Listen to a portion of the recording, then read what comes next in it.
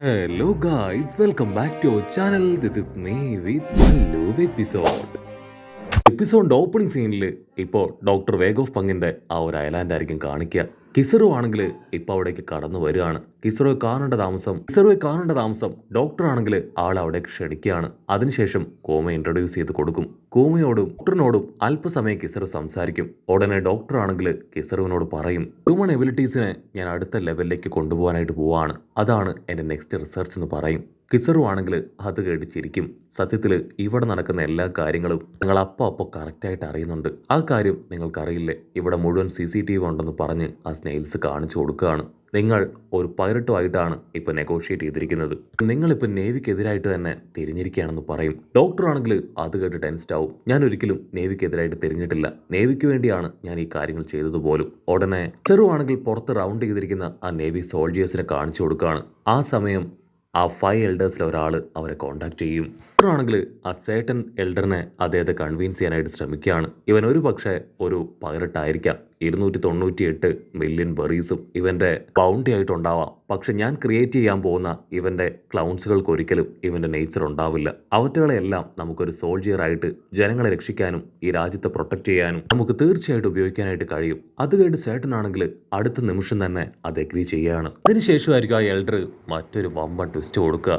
ഇനി മുതൽ കോമ അവൻ നേവി വാർലോഡ്സിൽ ഒരു മെമ്പർ ആയിരിക്കണം. മാത്രമല്ല അവൻ്റെ ബോഡിയിൽ ഡോക്ടറിന്റെ സഹായത്താൽ ചില ചേഞ്ചസ് ഒക്കെ വരുത്തി അവൻ സൈബോർക്കായി മാറണം. എങ്കിൽ മാത്രമേ ഈ ഒരു ഡീല് അത് ആക്സെപ്റ്റ് ചെയ്യാനായിട്ട് കഴിയൂ. കിസറുവിനാണെങ്കിൽ അത് കേട്ട് ഭയങ്കര സന്തോഷം. പക്ഷെ ഡോക്ടർ വേഗ് ഓഫ് പങ്കിന് ആ ഒരു ഡീല് അത്രത്തോളം ഇഷ്ടമാവില്ല. അവസാനമായിട്ട് ആ എൽഡർ ആണെങ്കിൽ മറ്റൊരു ഡിമാൻഡോടെ വെക്കും.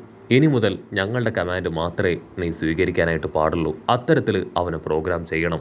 റെവല്യൂഷണറി ആർമിയിൽ നീ നിന്റെ പവർ ഉപയോഗിച്ച് എന്തൊക്കെ ചെയ്തോ ആ പവർ എല്ലാം തന്നെ ഞങ്ങളുടെ ഇഷ്ടത്തിനനുസരിച്ച് ഞങ്ങൾ നിൽക്കാൻ പറഞ്ഞാൽ നിൽക്കണം, ഓടാൻ പറഞ്ഞാൽ ഓടണം, ആരെയെങ്കിലും അറ്റാക്ക് ചെയ്യാൻ പറഞ്ഞാൽ നീ അറ്റാക്ക് ചെയ്യണം. അത്തരത്തിൽ നിന്നെ റീബിൽഡ് ചെയ്യും. ഡോക്ടർ ആണെങ്കിൽ അത് കേട്ട് ടെൻഷനായി തീർത്തു പറയും, എന്നെ കൊണ്ട് പറ്റില്ല, ഞാൻ ഒരിക്കലും ഇതിന് കൂട്ടു നിൽക്കില്ല. അവനെ കൊല്ലുന്നതാണ് ഇതിലും ഭേദം.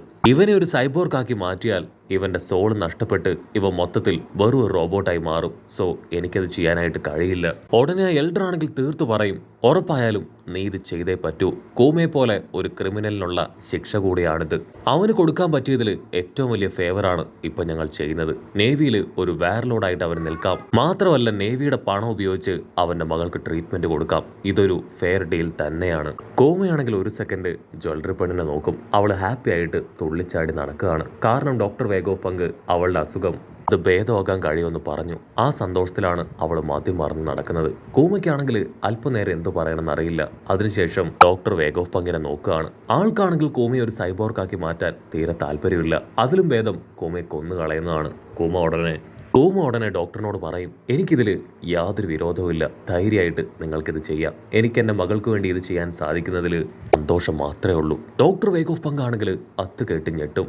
നമ്മുടെ ജ്വല്ലറി പെണ്ണിന് 6 മാസം കണ്ടിന്യൂസ് ട്രീറ്റ്മെന്റ് കൊടുക്കണം. അതിനുശേഷം പിന്നീട് ഒരു 6 മാസം കറക്റ്റായിട്ട് റെസ്റ്റ്. പിന്നീട് അവൾക്ക് എവിടേക്ക് വേണമെങ്കിലും സ്വതന്ത്രമായിട്ട് പഴയ ലൈഫോട് കൂടെ ഹാപ്പി ആയിട്ട് ജീവിക്കാനായിട്ട് കഴിയും. അതേസമയം കോമയെ തന്നെ പൂർണ്ണമായിട്ട് ഒരു സൈബോർക്കാക്കി മാറ്റാൻ കുറഞ്ഞത് 2 വർഷമെങ്കിലും ആവശ്യമാണ്.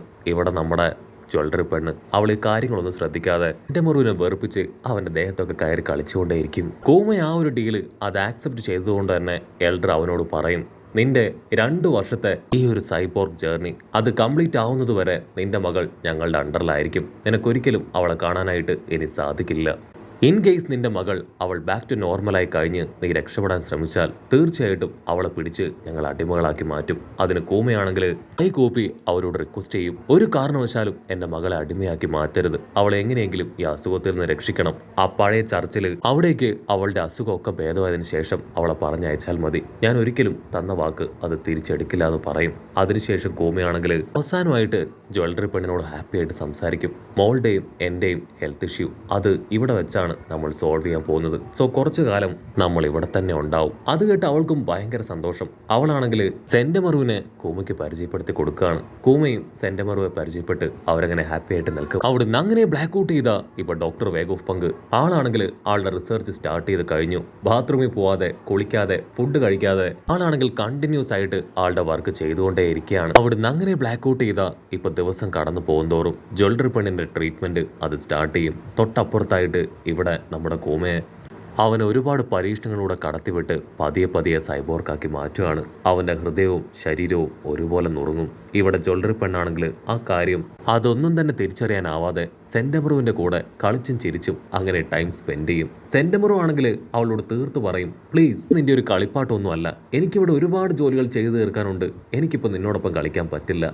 ഓരോ ദിവസം കഴിയുന്തോറും ലാബിലേക്ക് ഒരുപാട് തിങ്സ് വന്നുകൊണ്ടേ ഇരിക്കുകയാണ്. കപ്പലിൽ അവിടേക്ക് വരുന്നവരെല്ലാവരും ജ്വല്ലറി പെണ്ണുമായിട്ട് നല്ല ഫ്രണ്ട്ഷിപ്പ് ക്രിയേറ്റ് ചെയ്യും. അങ്ങനെ ഇരിക്കെ ഒരു ദിവസം നമ്മുടെ ജ്വല്ലറി പെണ്ണിന് അവൾക്ക് ഒരുപാട് വിശക്കാണ്. ഉടനെ ഒരു അടിപൊളി സ്മെല്ല് അത് അവളുടെ മൂക്കിലൂടെ കടന്നു പോകും. അവൾ ആ സ്മെല്ല് കിട്ടിയ ഭാഗത്തേക്ക് കടന്നു വരും. അവിടെ വലിയൊരു പിസ്സ അങ്ങനെ റെഡിയാക്കി വെച്ചിരിക്കുകയാണ്. ഉടനെ എല്ലാവരെയും വിളിച്ച് അവൾ ആ പിസ്സ എല്ലാവർക്കും കട്ട് ചെയ്ത് കൊടുക്കും. പിന്നീട് ഡ്രിങ്ക്സും പിസ്സയും ഒക്കെ കഴിച്ച സന്തോഷത്തിൽ നിക്കയുടെ ഡാൻസ് അത് അവൾ പാട്ടൊക്കെ പാടി അങ്ങനെ എല്ലാവരുടെയും മുമ്പിൽ നൃത്തം ചെയ്യുകയാണ്.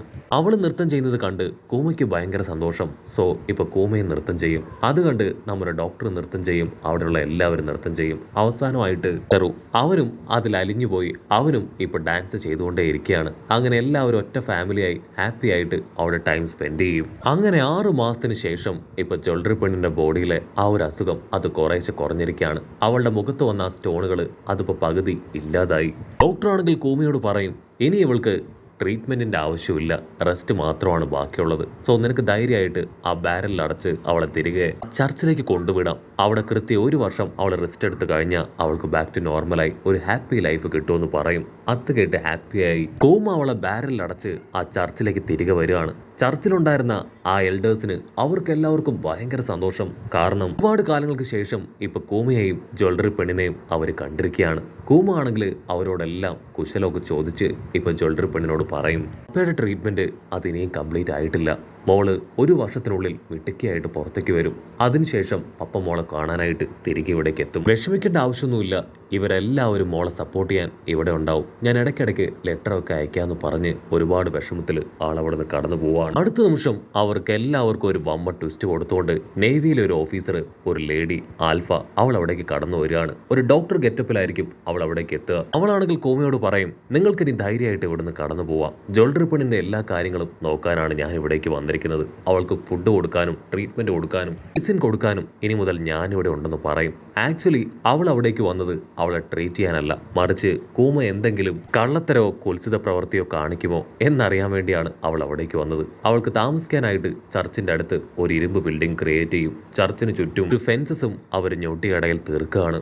അവളാണെങ്കിൽ നൈസായിട്ട് കോമയെ ഡൈവേർട്ട് ചെയ്ത് ഒരു കല്ല് കാണിച്ചു കൊടുക്കും. നീ എന്തെങ്കിലും തന്ത്രപരമായിട്ട് പ്ലാൻ ചെയ്താൽ ഈ കല്ല് പൊട്ടിക്കും പോലെ നിന്റെ മകളെ ഞാൻ ഇല്ലാതാക്കും. അത് കേട്ട് കോമയാണെങ്കിൽ ടെൻഷനാവും. അയ്യോ ഇല്ല, നിങ്ങൾക്ക് തന്ന വാക്ക് അത് ഞാൻ പാലിക്കുമെന്ന് പറഞ്ഞ് നെഞ്ച് തകർന്ന് പൊട്ടിക്കരഞ്ഞ് ആളവിടുന്ന് കടന്നു പോവാണ്. പിന്നീട് വർഷങ്ങൾക്ക് ശേഷം കോമ അവൻ മൊത്തത്തിൽ ഒരു സൈബോർക്കായി മാറി ആ വാർലോഡ്സിൽ ഒരാളായി മാറുകയാണ്. വേസും നമ്മുടെ ആൾക്കാരെല്ലാവരും കോമ അവനൊരു വാർലോഡായ കാര്യം അത് ന്യൂസ് പേപ്പറിലൂടെ വായിച്ചറിയും. കട്ട് ചെയ്ത മറ്റൊരു ഭാഗത്ത് ഇവാക്യോയ്ക്കും ഡ്രാഗണും ഭയങ്കര അത്ഭുതം. കൂമ എങ്ങനെ നേവി വാർലോഡായി മാറി? അവനൊരിക്കലും അങ്ങനെ ചെയ്യാനായിട്ട് പാടില്ലായിരുന്നു. നമുക്കറിയാത്ത എന്തോ ഒന്ന് അവർക്കിടയിൽ സംഭവിച്ചിട്ടുണ്ടെന്ന് പറഞ്ഞ് അവർ കാര്യമായിട്ട് ചിന്തിക്കുകയാണ്. അതേസമയം കൂമയെ തേടി നേവിയിൽ നിന്ന് ഒരു റെസ്പോൺസിബിലിറ്റി വരും. കട്ട് ചെയ്ത നമ്മുടെ കുഞ്ഞൻ ലൂഫി, അവനാണെങ്കിൽ അതേസമയം ആ കാട്ടിലൂടെ നിങ്ങളൊക്കെ ആയിട്ട് ഹാപ്പിയായി കളിച്ച് രസിച്ച് നടക്കുന്നതോട് കൂടെ ഈ ഒരു എപ്പിസോഡും അവസാനിക്കുന്നു.